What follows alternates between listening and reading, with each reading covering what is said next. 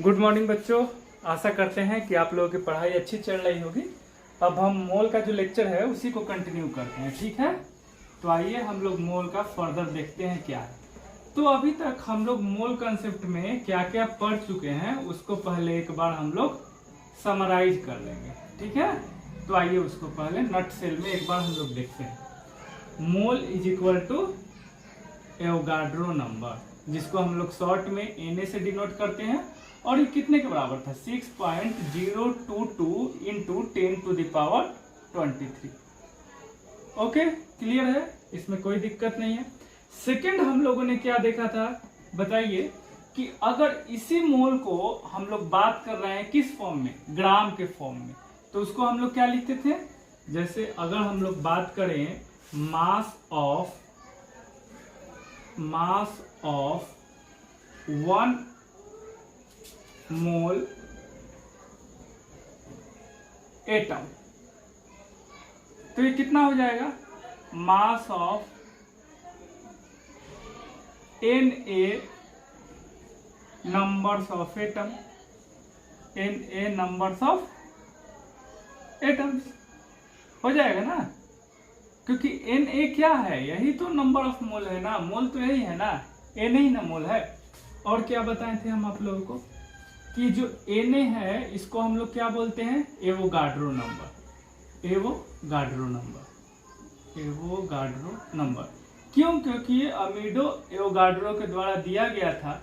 और ये संख्या कितना बड़ा है ये प्रीवियसली हम डिस्कस कर चुके हैं इनवर्स के साथ कंपैरिजन करके, ठीक है।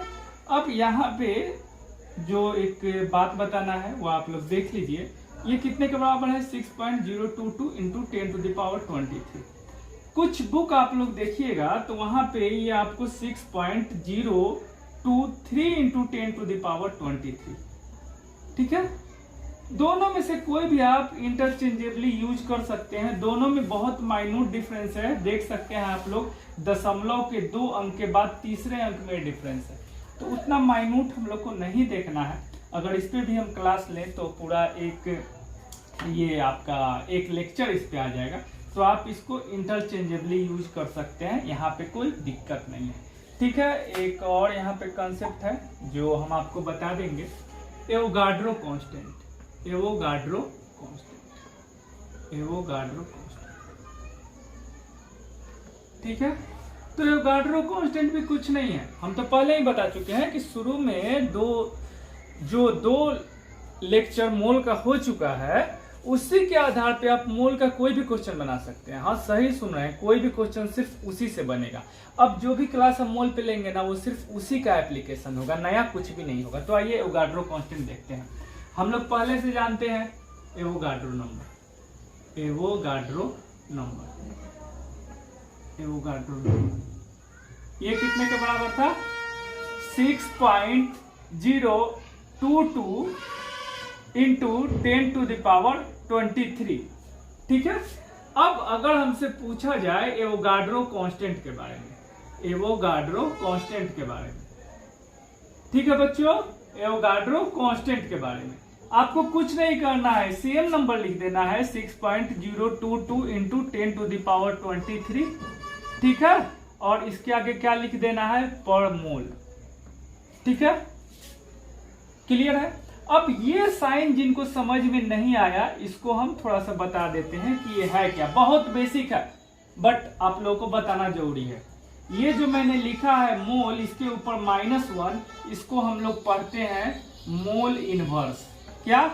Mole inverse. हिंदी में इसको मोल व्युत्क्रम पढ़ते हैं। इसका मतलब क्या है, इसका सिग्निफिकेंस क्या है, आइए हम लोग उसको देख सकते हैं।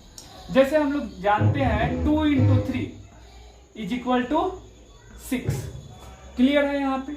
अब इसको हम लोग क्या लिख सकते हैं? इसको हम लोग ऐसे लिख सकते हैं 2 इज इक्वल टू 6/3, या फिर हम लोग इसको कैसे लिख सकते हैं? 3/6, क्लियर है बाबू? हाँ तो बच्चों, हम लोग क्या देख रहे थे कि हम लोग इसको ऐसे भी लिख सकते हैं, ठीक है। और हम लोग इसको कैसे लिख सकते हैं? तो हम लोग इसको ऐसे भी लिख सकते हैं 6 इंटू 3 इनवर्स, क्लियर है। यानी 2 को हम लोग क्या लिख सकते हैं? 6 इंटू 3 इनवर्स, या इसको हम लोग लिख सकते हैं 6/3, या इसको हम लोग लिख सकते हैं जो 3rd 4th क्लास में आप लोग पढ़े होंगे 3/6। क्योंकि ये वीडियो बनाने का मेरा मूल उद्देश्य यही है, जो कि ईच एंड एवरी क्लास में हम बोलते हैं कि ज़्यादा से ज़्यादा जो रूरल एरिया में लड़के हैं उनको मैं सिखा सकूं, समझा सकूं। याद करने के लिए मैं कभी बोलूँगा ही नहीं, सीखना है, समझना है, विज्ञान का यही मूल उद्देश्य है। तो अब तो ये कंसेप्ट क्लियर हो गया ना कि इन्वर्स कहाँ से आया, क्या आया। तो देखते हैं हम लोग डिस्कस क्या कर रहे थे, तो हम लोग यही डिस्कस कर रहे थे, ठीक है, क्लियर है यहाँ तक। आइए अब आगे कंटिन्यू करते हैं। फिर हम लोगों ने एक कंसेप्ट और देखा था, क्या देखा था हम लोगों ने, 1 AMU। तो 1 AMU को हम लोगों ने डिफाइन किया था, कैसे डिफाइन किया था, 1/12 of the mass of an atom of C12 carbon isotope, an atom of C12 carbon isotope. अब पिछले क्लास में मैं डिस्कस कर चुका हूं कि आइसोटोप को ही हमने क्यों लिया और C12 को ही क्यों लिया।